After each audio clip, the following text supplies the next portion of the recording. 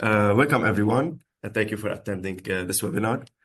Um, it is titled Unveiling Starlink for PNT. I'd like to thank my co-author, Joe Sarufim, and my advisor, of course, Zach Casas, for this work. So I'm pretty sure you all know this. Yeah, I'm pretty sure you all know this show, Who Wants to Be a Millionaire?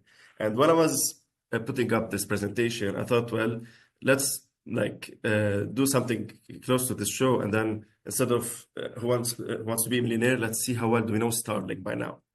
So a lot of questions can come in our mind for this constellation. For example, let's say how many Starlink satellites are above us right now?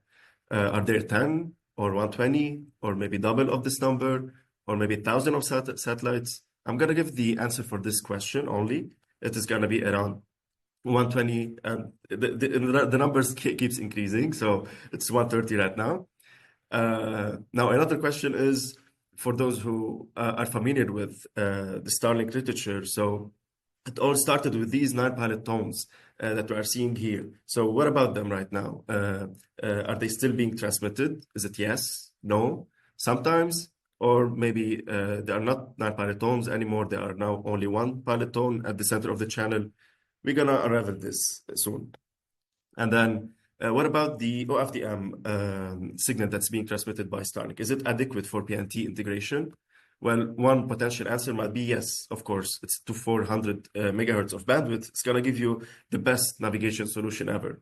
Or another potential solution might be no, not necessarily. Or maybe yes and no. So some part of the signal is useful for PNT, while the other part is virtually impractical to be used for PNT. Or maybe wait, or maybe we need to wait a bit, and then the whole signal will change. And did this happen throughout the years? Wait, and we will see together. Now, what about the Doppler? So if we know our location and then we can, let's say, estimate or predict the satellite position as well, so we can have a sense of the relative velocity between us and the satellite, and then we can predict the Doppler. So if here it is being plotted in dashed Y, what about the true or the real tracked Doppler from the Starlink satellite? Is it going to be very clean and matching what we expect from the like expected Doppler, or is it going to be biased? So we might have some zero order bias or higher order biases in it, or it might not match our expectation at all, as if like there is a very harsh compensation being done to the Doppler, or can we get Doppler to begin with? Because as of today in the literature, no one showed OFDM-based Doppler. So in the wait, and then in this presentation, we're gonna showcase how in our lab we are being able to get OFDM-based Doppler observables from Starlink satellite, thanks to the theory that we are developing.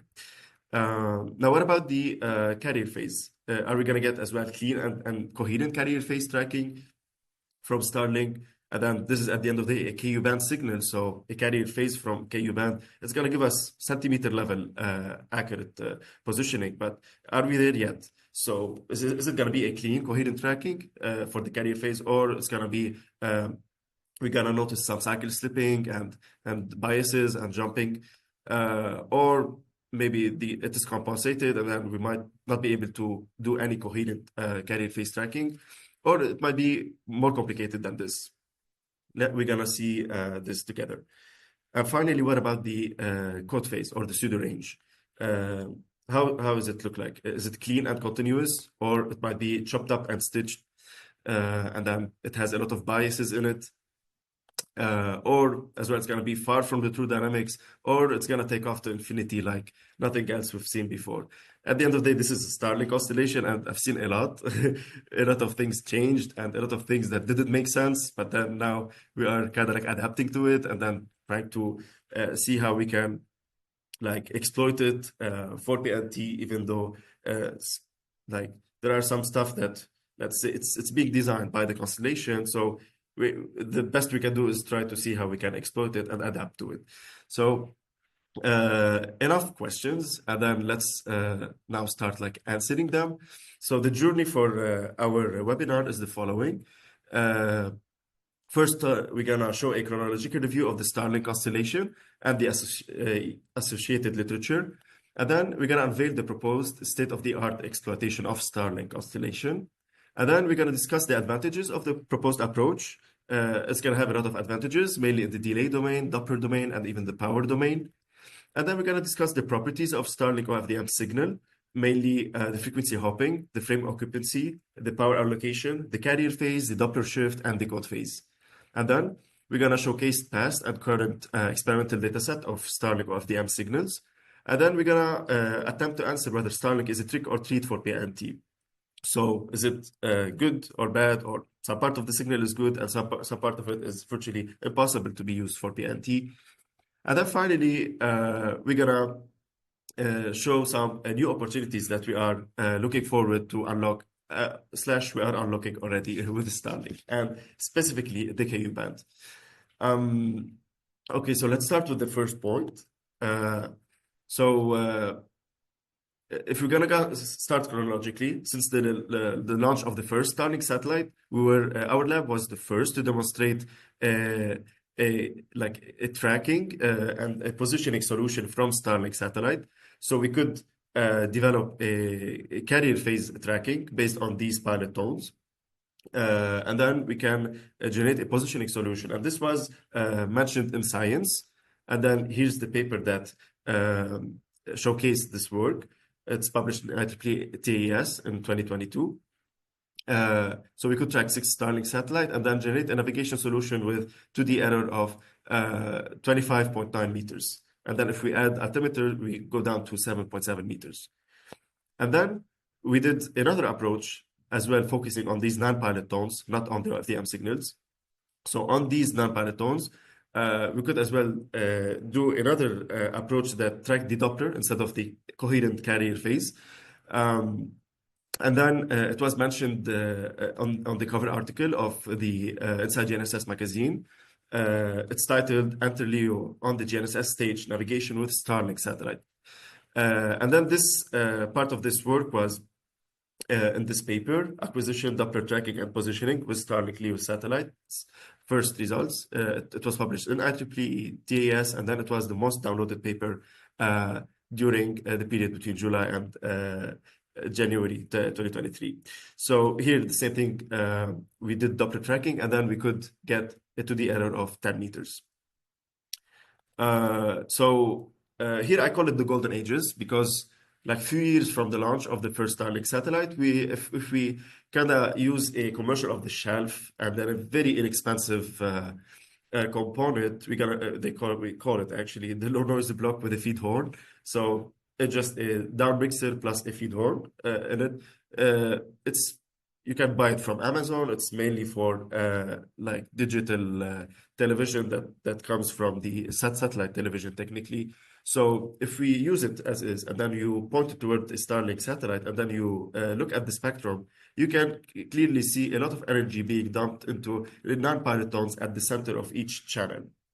And this was the golden ages, because it was very easy to exploit Starlink in this period, because you can easily lock on one of the pilot tones, track its carrier phase or Doppler, and then generate navigation observables, and there we go. But this was before year 2023. However, after year 20, and here again, so like we were the first to demonstrate good tracking and positioning even with Starlink satellites, and then the literature followed up with similar work. However, after year 2023, something happened. Suddenly, this is what we see if we point the same hardware towards a Starlink satellite. We don't see these non-pilot tones anymore. And here I call it the dark ages, because we lost this gold resource. And then now this can be explained by, let's say, 2 scenarios. Maybe Starlink constellation is down right now, or something has changed in the signal.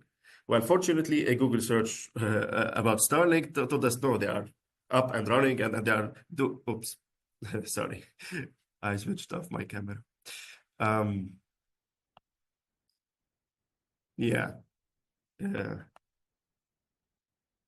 Okay, so they are up and running, and they are still transmitting, and their user base is increasing. So definitely the signal is still there, but we can't see it anymore. It's somewhere hidden in the noise floor. And we know for a fact it's an internet company, so there's something being transmitted. So it seems that the signal has changed. These pilot tones got toned down. And now this pushed us to think about the problem from a different perspective. And then we said that at the end of the day, if something is being transmitted and there is something repetitive in the signal, we gotta call it the beacon. Then we can build an estimation framework that estimates this beacon. And then once we get this beacon, now we are very similar to the traditional GPS receiver or GNSS receivers that you know the PRN, let's say, and then you generate your own replica of the PRN.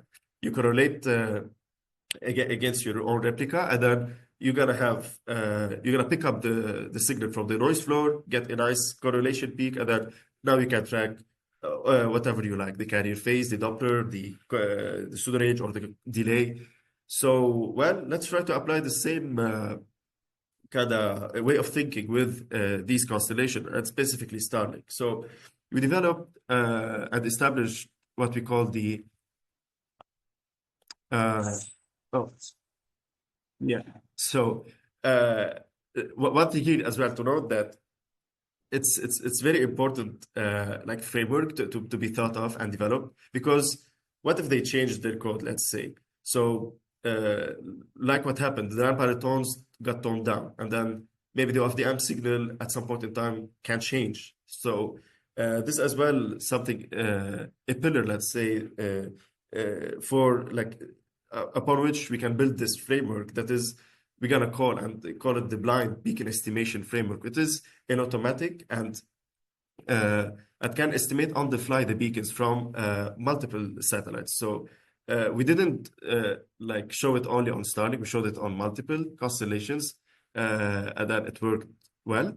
It was first like demonstrated in IEEE Ion plans year 2023. So we showed it on OneWeb, Iridium, Starlink, Orbcom, and even NOAA satellite. And then we could track these satellites and generate a navigation solution. So this blind beacon estimation framework, we're not going to go through the heavy machinery and the math behind it, but in general, if we can estimate the noise density for, let's say, high SNR signals, we can start, like, let's say, detecting that, do some energy detection that, okay, there is a beacon in the signal, and then there is some noise. And then, so this step here is kind of optional sometimes. But mainly what we do is like we know all the known sources as of let's say like once we wake up, or let's say during our tracking or and estimation our estimation, we know all the sources that we know about, and then we start trying to estimate a new beacon, and then we ask ourselves that did we converge? And this is here a lot of math behind this and a lot of proof behind this framework. So if we converge, if we don't converge, then we drop the channel, and then we try to estimate another beacon again and again. If we converge, then we flag a successful source detection, and then we add it to our database, and then we start nulling it in the future, kind of like received signal, and then we look for other beacons until all the beacons are exhausted in the received signal. So this is how we can estimate multiple satellites, let's say, in the signal. Now, this here, the part is the beacon estimation. And then this part here is the typical traditional tracking loops that if you know the beacon, or technically you know the PRN, now you can null all the other sources. You can correlate with this estimated beacon or the PRN, and then you can do the tracking, let's say in the time and the frequency domain, FLL, DLL, PLLs. And then you can as well keep refining the beacon. So if in case it changes throughout time, well, you can always like automatically and on the fly relearn the beacon as it is morphing and changing. And then finally, we generate our observables. So this is mainly the blind beacon detection and estimation framework. So we said we know GPS signals very well. We have their ICD, and then we can replicate the PN sequences. So, well, let's try to apply this framework and see if we can blindly estimate these PN sequences. And this is what happened. we ran this beacon estimation framework on kind of 25 seconds of recording in the L band. There were 6 GPS satellites above us. And here we can see sequentially, it started detecting the first GPS satellite, PRN 18, and then it could estimate the beacon with 100% accuracy, all of them actually 100%, so no bit error.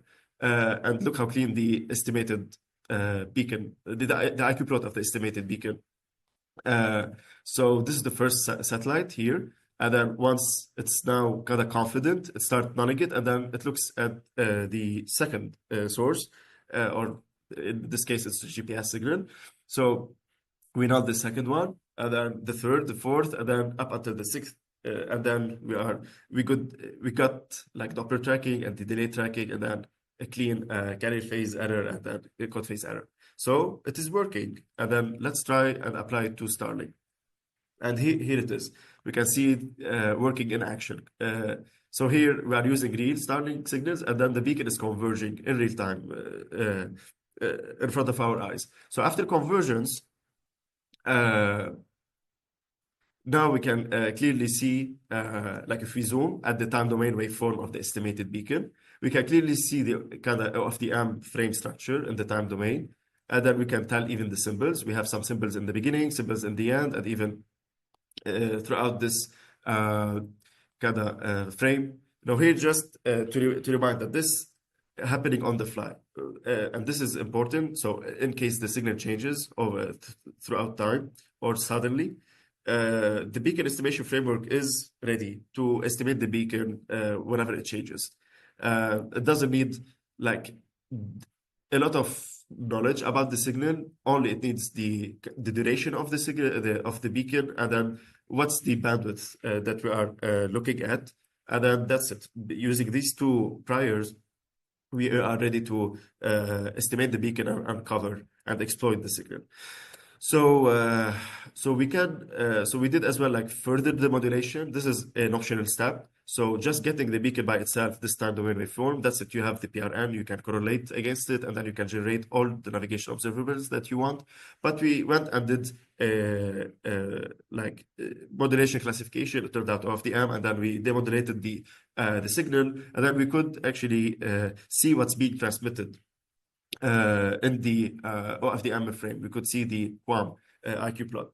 And here I call it the Renaissance because, well, now we are kind of like exploring, let's say, a new direction, and it is working as well. Now, we weren't the only group working in the Renaissance. There is the Pierre Humphreys group that did a great job reverse engineering as well the signal and exposing the exact sequences of the first two symbols of the M frame. They call them the PSS and the SSS. So we said, okay, on our end, we blindly estimated them in an automatic fashion. So let's see, similar to how we compared the GPS PRN bit by bit, let's do the same thing here. And then here we go. So in blue is what being published in this paper on the left. And then in the orange is what we estimated using the blind beacon estimation, again in an automatic fashion. So after the modulation and then after comparison, we could get actually they are matching perfectly as well. So this was a good cross check. Now, why this is important? So let's discuss on the advantages that this full beacon gives us. So what was published in the previously mentioned paper was the first two symbols, and as of today, the literature mainly uses, let's say, whether the first or the first two symbols of the frame. However, don't blink because now this okay, what we are seeing here in front of us actually in the time domain, it spans roughly 1 millisecond or 300 symbols, and then in the frequency or in terms of bandwidth, we are spanning 1024 subcarrier or roughly 240 megahertz of bandwidth. But we can see that the beacon that was kind of like exposed before was only this yellow strip here. But now, what the beacon estimator could estimate was the following. And here we can see the full beacon. So it could actually estimate more and more energy throughout the whole frame. So we can see here that the beacon does not only span the first two symbols. No, we have some part of it in the upper band of the channel, some part of it in the lower band of the channel. We have as well some energy of the beacon at the end of the frame. And then we have some sparse energy throughout the whole frame. So what was shown was only 0.6% of the beacon, but with the blind beacon estimation, we could tell that the beacon actually spans the whole frame, and it can reach mostly 100% of the frame. Now, this is important because it gives us a lot of advantages. The first advantage is in the delay domain. So exploiting the full bandwidth, at the end of the day, it gives us a narrower main lobe in the delay domain, and this gives us the ability to have a nanosecond level precise code phase tracking or pseudo-ranging ability. However, as exciting as it sounds, we're gonna see later that Starlink pseudo ranges are not that great, but like, so this is kind of like how to see that. Okay, like even though it's a communication signal and then it spans 240 megahertz, something can go wrong during the signal design and then makes it pretty unusable for PNT purposes. And then in the Doppler domain, we have as well good advantage. So because now the beacon spans the whole 1 millisecond instead of a few microseconds in the beginning, now we have good coherence. And then this kind of like gives us a narrower main lobe in the Doppler domain. So the PSS and the SSS has a null around 100 kilohertz. However, the null for the full beacon is around 750 hertz. So now we are narrower, and then we have a good discrimination power in the Doppler domain. So we can have hertz level precise Doppler tracking. And then finally, as a byproduct of the kind of like a good correlation in the delay and the Doppler domain, and then as a byproduct of knowing more and more about the signal, now we are having a bigger processing gain. And this reflects directly into a unlocked high received CNR levels. So what's showing here is that we have 18 dB increase in the processing gain. So what this tells us that using the same hardware, with this small low noise block with feed horn, this like commercial off the shelf component, if you point it upward and then record the Starlink signals and try to track it, if you use only the PSS and the SSS, you're gonna have a carrier to noise density ratio of around like 40 dB hertz. However, using the same data set, the same hardware, the same thing, if you use the full beacon, if you correlate against the full beacon, you are getting 18 dB boost in the received CNR. So you are unlocking now carrier to noise density ratio levels of around 60 dB hertz. And this is important because it enables reliable acquisition and tracking, even in low SNR regimes, imposed by using this low noisy block instead of a big dish antenna or like phased array antennas. So now with this low noise block, we can track Starlink signals and then multiple Starlink as well above us, as we will see later. And then not only like reliable acquisition and tracking in low SNR regimes, even we can tolerate more jamming and noise in the signal up to 10 dB more, let's say. So we have more and more processing gain. We have more margin. And now let's say how the full beacon is addressing some of the literature's challenge. So this is here a great paper published by a Graver at the aerospace conference. And then it used the first symbol of, which is the PSS, the first symbol of the OFDM frame. And then this is here was taken from the verbatim taken from the paper. They discuss about the limitation of the using the PSS/SSS only beacon. So the first limitation is that the preambles are too short. In other words, in terms of time span, they are only the first two symbols of the full OFDM frame. So the preambles are too short to actually measure the Doppler offset, or in other words, the Doppler, uh, especially given the low SNR. And then raising the noise floor by 6 dB makes the PSS SSS beacon undetectable. So here we can see how the full beacon comes to save the day, because as we discussed earlier, the full beacon gives us Hertz level Doppler tracking thanks to it being spanning the full OFDM frame. And then we have 18 dB increase in processing gain, so we can solve now the fact that raising the noise floor by 6 dB makes the beacon, the PSS and SSS beacon undetectable. Now, actually, we can detect it even in low SNR and even if we have a high noise floor. And then finally, we have reliable acquisition and tracking, as we said, in low SNR regimes. Now, okay, definitely what we are showing here can be like theoretically predicted. So if we look at the holistic kind of system architecture, starting from the kind of like transmitted power from this satellite, and then start calculating every single parameter of the RF chain from the like emitter of Starlink up until our receiver, and then our what we call them the USRP, or like whatever recording device we are using to record the signal.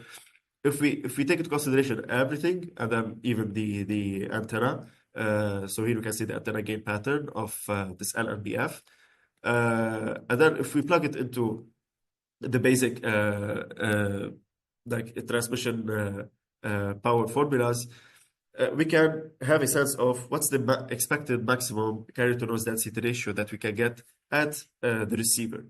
And then here it is a function of the received bandwidth.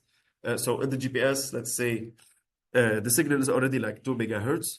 So if you are sampling at, okay, so for the GPS L1 CA, it is roughly 2 megahertz.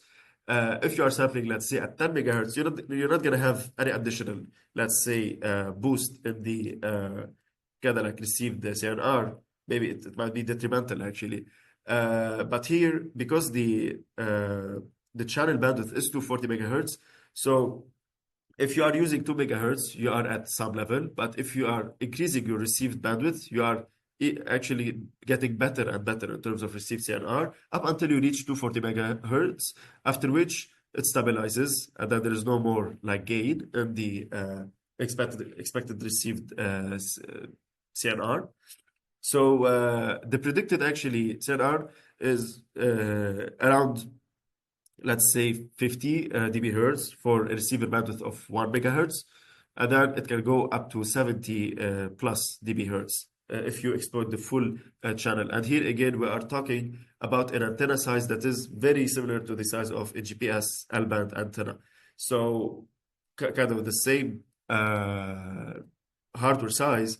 If you are exploiting the full 240 megahertz, you are getting a carrier to noise density ratio levels that are way higher than the typical levels that we get with GPS. So for GPS, it's around, it hovers around 48 dB hertz, a good, let's say, tracking and a good reception signal, let's say.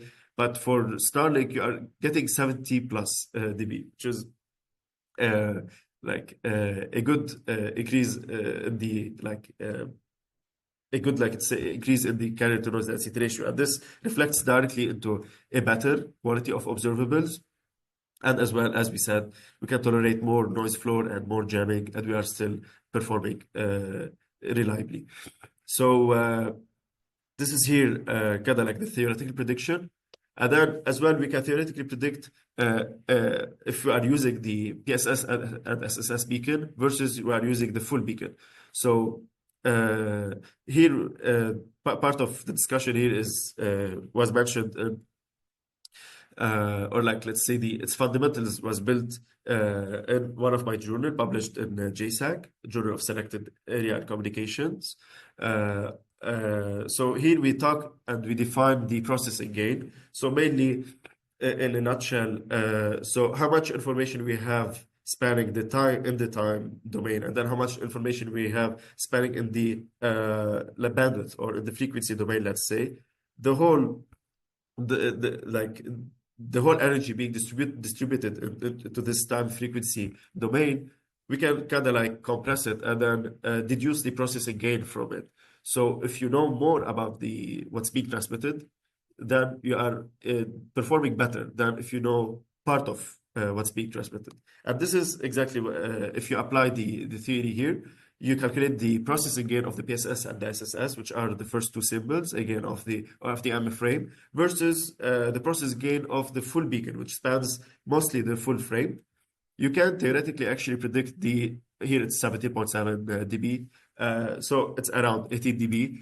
You can theoretically predict this kind of like gain in the received SNR. So here we are talking about like the post integration or post integration. Like, so this is here like the SNR of the signal that is we are receiving. And then if you choose to correlate with the PSS and the SSS, then the post integration kind of like SNR and correspondingly the CNR is gonna be something, and then with the full beacon, it's gonna be something else. It's gonna be higher with 18 dB higher. So your kind of like tracking loops and your correlation is gonna be cleaner, neater, narrower, and then you're gonna have a better tracking performance, higher CNR rate, and all of this like comes together. So if we use the full beacon, we are actually attaining the maximum achievable carrier to noise density ratio predicted here again. And then if we use the PSS and SSS beacon, we can predict how we have this like drop in performance by 18 dB. Okay, so now let's switch gears and talk about the signal properties of Starlink OFDM signals. So one thing we noticed is that they are doing frequency hopping every 15 seconds among their 8 Ku band downlink channels. And here we can see a sample 10 minutes of how they are hopping. And then if we take a closer look at the received power levels, we can clearly see some clusters. For the same satellite, we can see like different power clusters. Here an example, other example. So a lot of examples can be seen. So we can deduce that they have different transmission power levels, potentially for different user groups, or maybe we are getting like different, let's say, the side beam or different beam, different assigned beam. We are still kind of like looking into this further. But like if we are using the full beacon, we are getting definitely a lot of like different power clusters. Now, what about the frame occupancy? So are they transmitting the OFDM signals almost all the time? It turned out that it's not the case. So like some frames are being off. So here, as an example, if we are talking about 16 frames, and then 9 of them are on, we borrowed some lingo from the radar community, and we are defining what we're going to call the pulse repetition frequency, or it's a measure of kind of like how many, let's say, on frames are being transmitted for a given number of frames. So here, let's say we have 9 frames for a total of 16 frames, and then this is the PRF around 50% or 56%. Now, why we are defining this? And again, here let's see. So not every frame is being transmitted. So here let's say on, and then it doesn't transmit this frame, and then on. And then again, we can notice as well like different power levels. So let's say here it was transmitting at this power level, it's changing. Now, why we are defining the PRF or the pulse repetition frequency? Because after looking at and averaging over a lot of data sets, we could kind of get the PDF of this scalar. The PRF at the end of the day is a scalar. We can think about it between 0 and 1. 0 means no transmission at all, and then 1 means all the time transmission. So all the frames are being transmitted. So if we look at the empirical PDF of this scalar, we could actually start understanding and kind of like clustering, first of all, the activity of the cell that you are inside of it, let's say. So we can clearly see, let's say, in low activity cells, the PRF is kind of like closer to 0. Definitely it's not 0, because at the end of the day, 0, they're not transmitting, so we can't even detect them. It's close to 0. And then if you are in a high activity area, then the PRF is closer to 1. Now, we could as well see that every 15 seconds, when they hop between different frequency, they do what we're going to call the transmission mode change. So they kind of assign potentially for different user a different kind of like bit rates and different bandwidth. So the PRF changes actually. So every 15 seconds, when they hop to a different frequency and different assigned users, we're gonna see a different PRF level. And then moreover, like we can see modes in the empirical PDF. So this tells us that the PRF levels takes some discrete values, and this was kind of like was seen with the peer literature. So I don't have them here, but some literature tapped on the network of the antenna, Starlink dishy antenna, and then they studied the kind of like the throughput rate, and then they could tell that they have discrete value of throughput rate, let's say 200 megabytes per second or 400 megabytes per second, etc. So they have like discrete steps. So this kind of like aligns with what's being revealed in peer literature. And as well, it corresponds because now we have like different modes in the PDF. It tells us that, okay, like this here is, so each mode maybe corresponds to a specific throughput, potentially for specific user or group of users.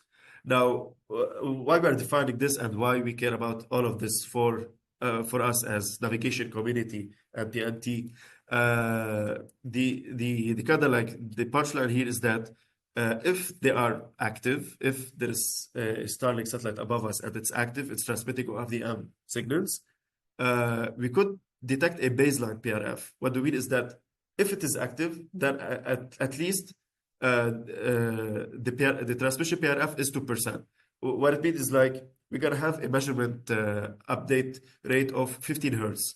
So kind of like not all the frames will be off, like some of them we're gonna be on, and then it is roughly 2% of the frames. And then if they are active and then transmitting at their full bandwidth or full capacity, then the PRF is gonna hit 100% or 1, and it's gonna be a measurement rate measurement update rate of 750 hertz, or in other words, every frame we have, or every millisecond roughly, we have a measurement update.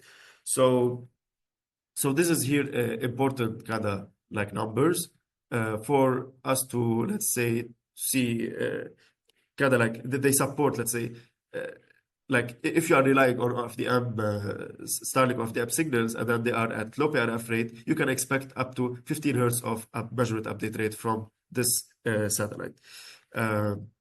Okay, now let's talk about the more of like the signal property for in terms of Doppler shift, the carrier phase, and decode phase. So for the Doppler shift, before year 2024, this is here a data set with a batch of old version of Starlink satellites, V1.0 roughly, or 1.5. So we used to be able to detect the polytones using the LMBF again, and then we could as well track the OFDM signals. And then we compared the tracked Doppler with the expected Doppler that we get by predicting the Doppler from knowledge of our location and the satellite location. So we could see that the polytones are not contaminated by carrier frequency offset corrections, or in other words, Doppler biases. However, the OFDM signals are indeed affected by kind of like every 1 second, they are affected by a Doppler bias. And then it can go as high as 1 kilohertz, which is very harsh on tracking loops and even on if you're going to use them for localization. And this here, the empirical CDF and PDF. And then roughly they are Laplace distributed, these biases, and then they have a standard deviation of 180 hertz. However, after year 2024, starting 2024, potentially different, like new batches of Starlink satellite, now they have a different behavior. We can barely see using the NMBF and like given our like tracking performance with this low noisy block, we can barely see these kind of like CFOs or biases. And they are more and more. What we are getting is like Gaussian, zero mean, and then 30 hertz of standard deviation, mainly because of our tracking loop errors. So things got better in terms of Doppler shift. And now what about the carrier phase? Here we can see an example. So this is the pilot tone. Again, we could actually get a clean and clean carrier phase tracking from the pilot tone. It is in red. However, what about the OFDM? It is here shown in blue. And then we can see the different power clusters, first of all. And then we can see the carrier phase error, how it has a lot of cycle slips. So to study these cycle slips, first of all, we can definitely blame huge cycle slips on the 1 second correction, Doppler corrections that we discussed earlier. However, there are additional cycle slips. And then we took a closer look at the signal, and then we looked at the phase of the prompt correlator and the power as well. And then we could see clearly some clusters. So, and then we're going to call them potentially users. So for each user, it has a different phase offset, and then it has different power level. And then this means that those cycle slips, and then kind of we match the timing of these cycle slips with these kind of like frame of different users. And then we could understand that these additional cycle slips happen due to a different phase offsets for different users. And this happens all the time, still right now. But again, like the CFO correction every 1 second, they are toned down as of today. So it got better. Like the yellow part got better, but the blue part is still there. Now, finally, what about the pseudo range or the code phase? We could understand that every 15 seconds, when they hop between different frequencies, as well, they do a major alteration of the dynamics of their pseudo ranges or code phase to a point where it doesn't even match with the expected value from the from like predicting it from the knowledge of our position and the satellite position. So we're gonna call them macro corrections happening every 15 seconds, and they are millisecond level, and they are very biased, like higher order bias, not just zero order bias, just simple zero order bias. It's third order or even more. So it's completely different dynamics than what we expect. So rendering them potentially unusable. Like standalone, you cannot use them for as a ranging solution, you know. And then more than this, if we take a closer look of like 1 15 seconds interval, you can even clearly see some micro corrections happening every 1 second, and they are at nanosecond level.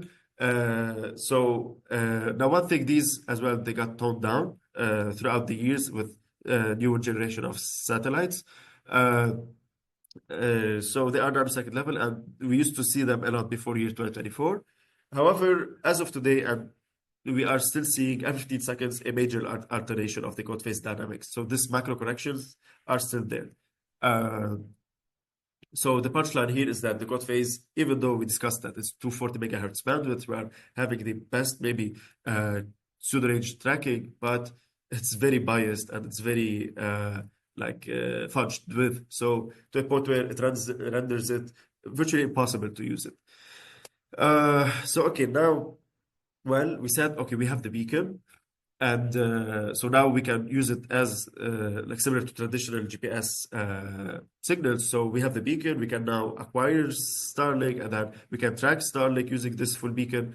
So let's do this. So you remember the first two papers that I showed you earlier? We used only the pilot tones. We did carrier phase and Doppler tracking. But now we have the full OFDM beacon. So let's use it. Let's acquire. This is a sample acquisition plot. The typical, this Doppler delay acquisition. And then we could as well track these satellites. And then let's plot the results. And here we go. So we could see the OFDM in blue and the pilot tones in black. Now, the main important things to take from this slide is that we actually could detect two additional satellites. They are here in red. So they were transmitting OFDM signals only without pilot tones. So the takeaway here is that not all Starlink satellites are transmitting pilot tones. Some of them are transmitting OFDM signals only. And some point in time, they might be transmitting actually pilot tones, but not OFDM signals. So it can be all the cases. So yeah, oops. Okay.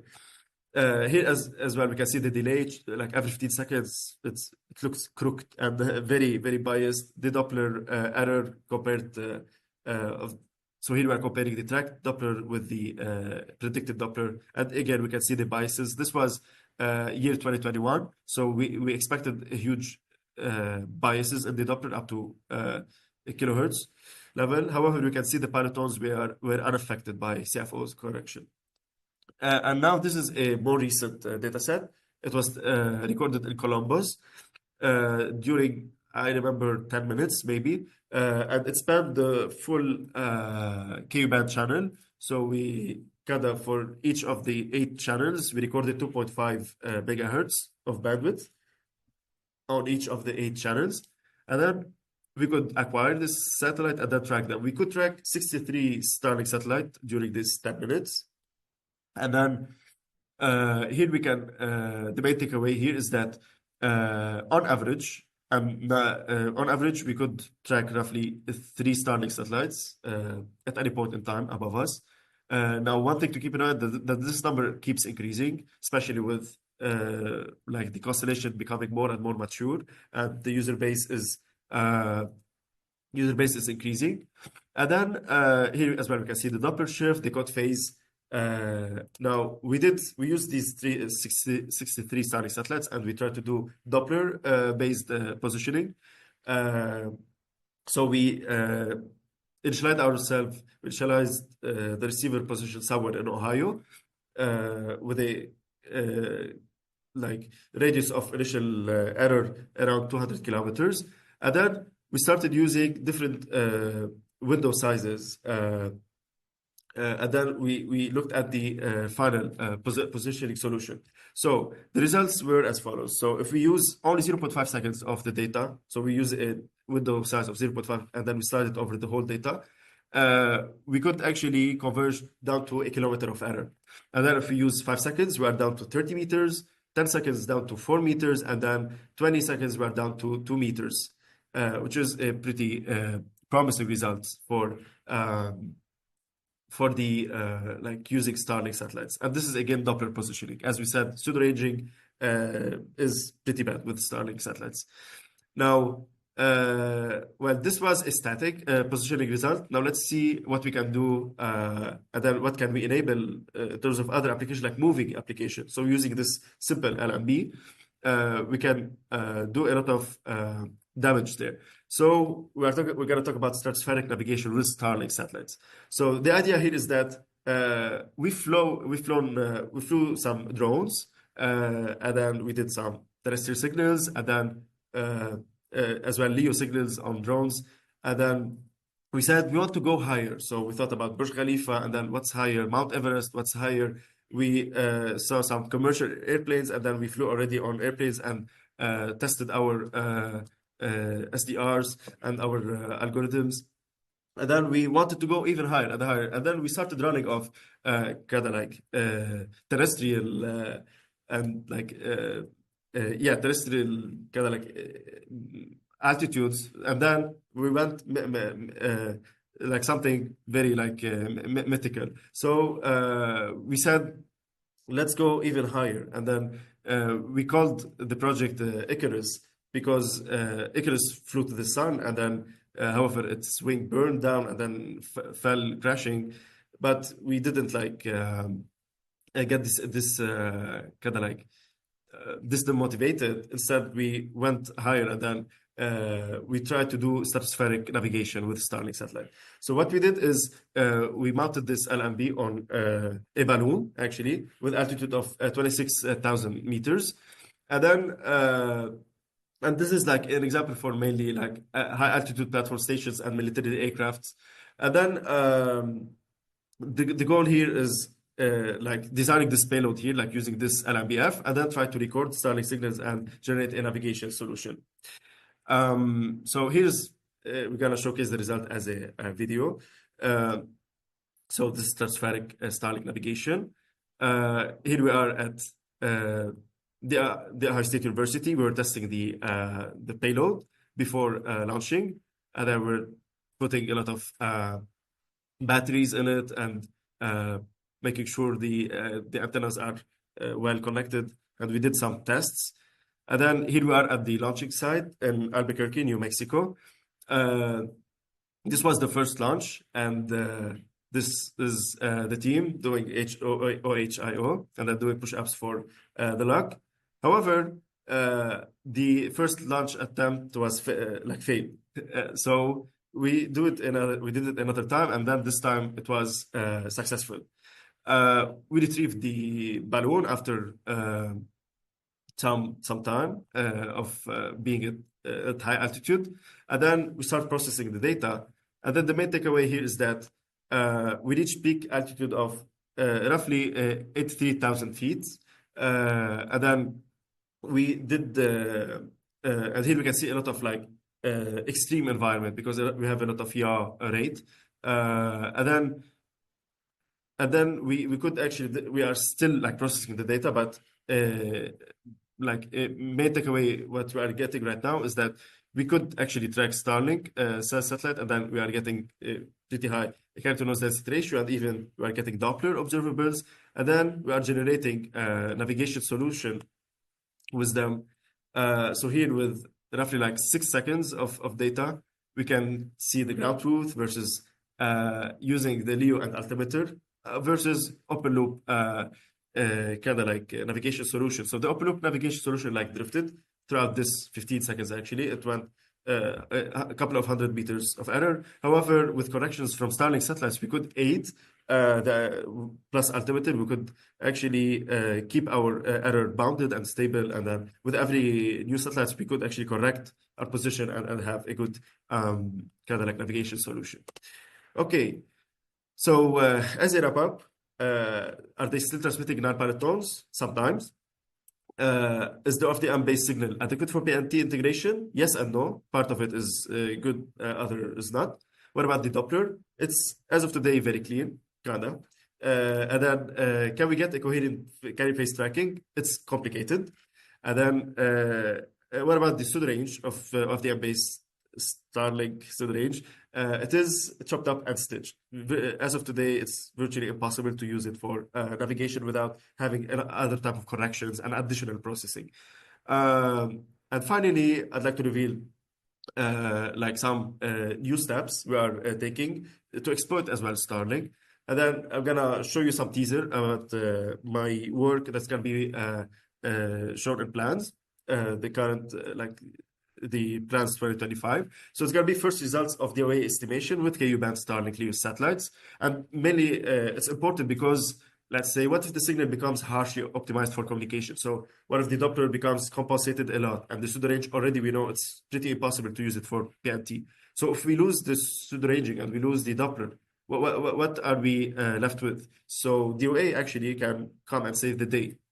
And then it's a new sensing modality that's agnostic to the signal design. So they can fudge as much as they can in the signal per se, but the power is absolute. So you can, let's say, try to estimate where this power is coming from and get some DOA estimate, and then try to localize yourself with it. And then mainly this unlocks like higher CNR if we are using phased arrays, and then we're doing active beamforming, and then we're enhancing the quality of the observables and even tolerating more jamming and being more resilient to jamming. So what we are doing here is that this is my paper that's gonna be presented and published soon. So we are doing, I'm not gonna go through the theory behind it. But mainly we have these, we bought these antennas in the Ku band, the Kaimetas, and then we could actually develop a technique to track the DOA from Starlink satellite, and then finally localize ourselves with it using I'm not gonna go through the holistically. It's gonna be shown in a different presentation and plans. But mainly, if we are using DOA, we are so here we track the satellite, kind of like using DOA and using Doppler and DOA as well. And then if we use the TLE files that NORAD is tracking, if we use them to generate a navigation solution, we are having an error of 71 meters. However, if we are using the Starlink ephemeris, we are down to 25 meters. If we are using the Starlink satellites tracked using DOA, if we use them, we are 64 meters, and then if we are doing tracking with Doppler and DOA, we are down to 18 meters in terms of error. So this will be shown in more detail in plans, but this is a teaser for it. At the end of the day, this was our journey. We reviewed the Starlink constellation and its literature. We unveiled our state-of-the-art exploitation of Starlink constellation. We discussed the advantages of the proposed approach. We discussed the properties of the Starlink OFDM signals. We showcased past and current experimental data sets. And then we could answer whether Starlink is a trick or treat for PNT. So we saw Doppler is good, so the ranging is not as good as of today. And finally, we showcased some new opportunities we are unlocking in the KU band and for Starlink exclusively as well.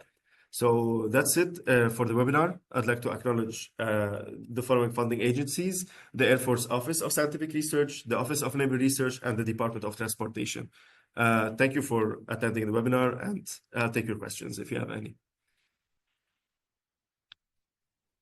Thank you, Sharbel, for this great presentation. As expected, we have lots of questions already popping up here in our Q&A.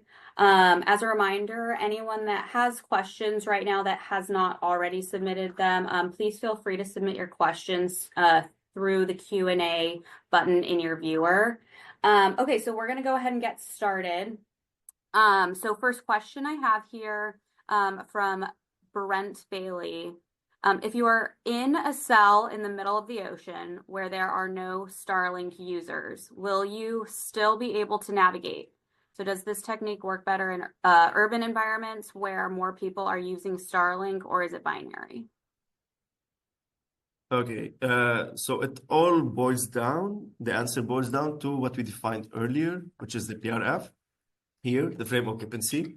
So as we discussed earlier, so let's say if we are in the middle of the ocean, we still don't have any. We are having actually data sets in the middle of the ocean, but we are still not. I'm not gonna talk about them right now. But the main takeaway here is that if they are active in terms of OFDM transmission, and they are part of the ocean where they are active. This is kind of like the baseline. So if they are active, there is a minimum, the minimum measurement update rate that we can expect from Starlink satellite. It is 15 hertz. So it is enough to kind of like support low dynamics application.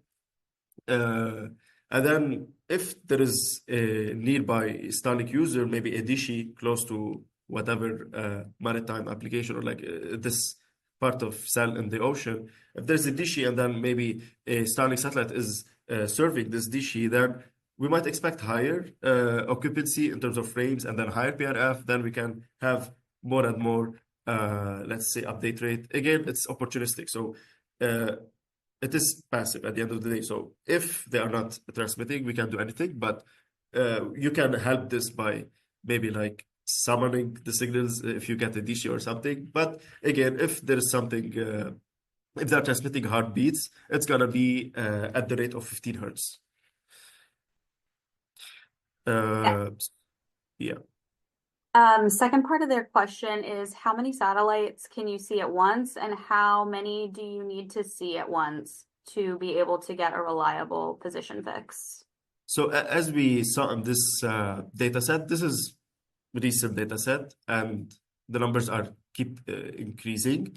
So the expected average number of Starlink user in a decently active area is around 3. That used to be last year, but right now it is around 4 or 5 active Starlink satellite, and it depends as well on the reception method. So like to keep in mind that here this data set was generated using a low noise block with a feed horn like pointing upward that has a beam width of roughly 100 degrees.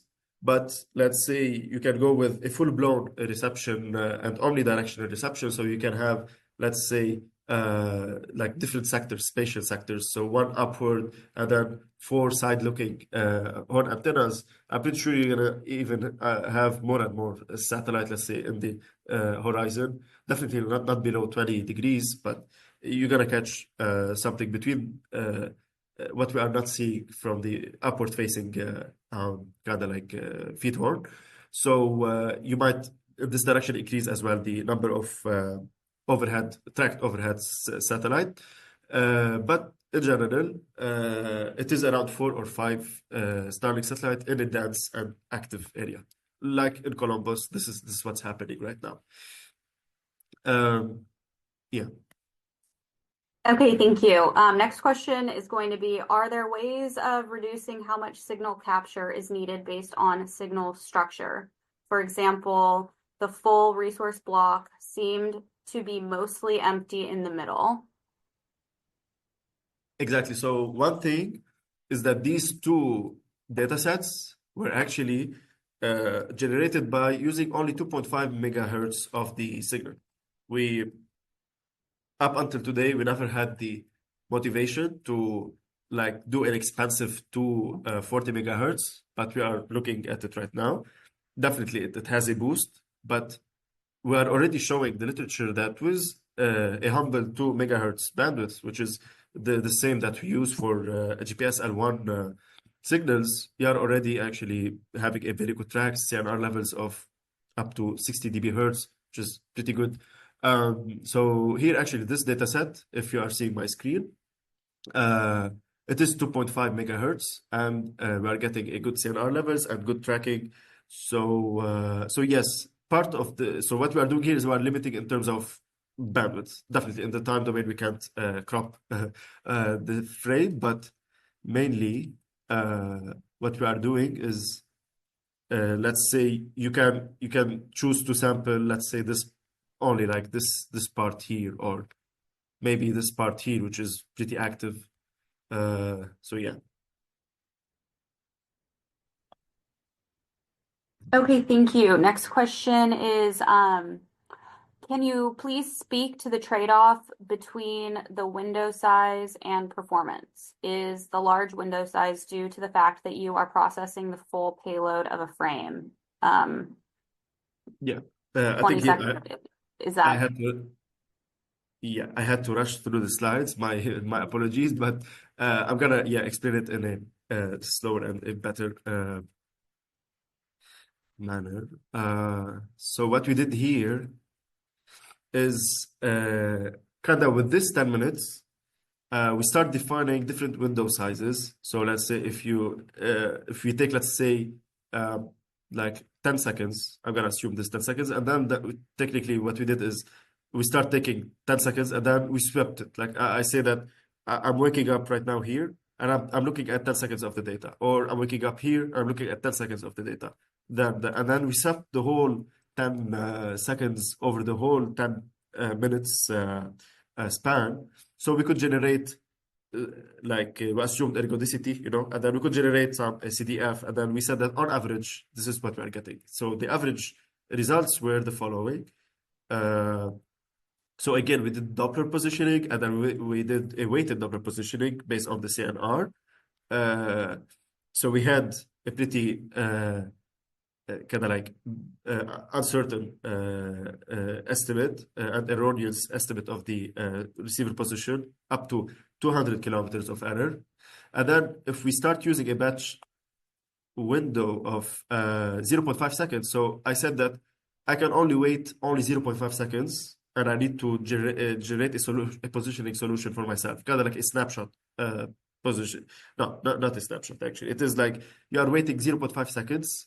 And then, as we said earlier, that on average, we are having 3 satellites above us. So the main takeaway here is that on average, if you wake up, they're going to be 3 seconds, 3 Starlink satellites above you. And then if you wait 0.5 seconds, and then you accumulate all the data that you get in this 0.5 seconds, you do batch weighted nonlinear least squares estimation, Doppler positioning, then you're going to end up with like 90th percentile of 1 kilometer of error using this 0.5 seconds. So this is here, the CDF. And then if you waited more, let's say you can tolerate up to 5 seconds. Now you are decreasing your estimation error down to 30 meters, to 4 meters, and then ultimately in 20 seconds, 2 meters. This is good, like to support low dynamics application. So every even every 10 seconds, let's say you can have an update, maybe couple it with IMU and INS and these stuff. So you can support low dynamics application. But this is again like the situation is improving, like the average number of tracked satellite is increasing. And again, here we can even increase it just by looking at different sectors. Here we are only looking upward.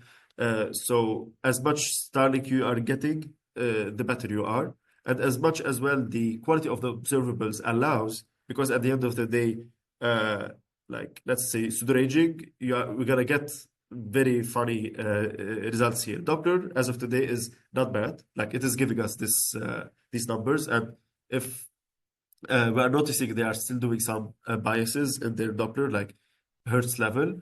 If even they fix this, we are getting even better and better solution. And so again, I'm right now counting all the sources of errors that is giving us at the end of the day this 5 second this 30 meters of error here. One thing as well to keep in mind is the ephemeris sources, the ephemeris source. So here what we are doing is we were relying on the TLE file that were published by NORAD. So by themselves they have some errors up to 3 kilometers and can grow. We've seen 13 kilometers of error. So what we are doing is like we're building our own as well ephemeris correction solutions to reduce the ephemeris error. So that's why as well we are getting an improved positioning performance. So what we are showing here at the end of the day is multiple points and multiple things to keep in mind that it kind of that end up with showing this results. So we have to think about the ephemeris source, whether you are using Starlink ephemeris or TLE or you are creating your own ephemeris, the signal quality and the observable quality, this CNR slash how much biases you have in the Doppler, and then how many satellite above you. This as well we talked. It can be fixed, it can be more, and then this Starlink alone, if you add to it, let's say OneWeb or stuff. So as well, the number of satellite overhead, it plays a role, and definitely other factors that it's not on my mind right now. But this is mainly the picture. Thank you. We still have a couple questions left. Sharbel, if you're good on time, we can keep going through those. Sure. Looks like the next one we have is why do you think pseudo-ranged based positioning is not good for positioning? And they add that this seems surprising given some other published papers. I didn't hear the last part of the question. Sorry, yeah, I just read it. So this seems surprising given some other papers published. I'm assuming the most recent paper that published about pseudo-ranging with Starlink, and the only paper right now, there are going to be some upcoming papers and plans, but I think you are talking about this paper here. Oh, yeah, this paper here. So they tried to do navigation using Starlink. Like in this paper already as well, it was mentioned how we had to fit. They had to fit kind of so like not all the pseudo ranges, the tracked pseudo ranges were matching with the TLE file. So this is one, and this is what I was explaining, that the dynamics of this pseudo range is completely altered.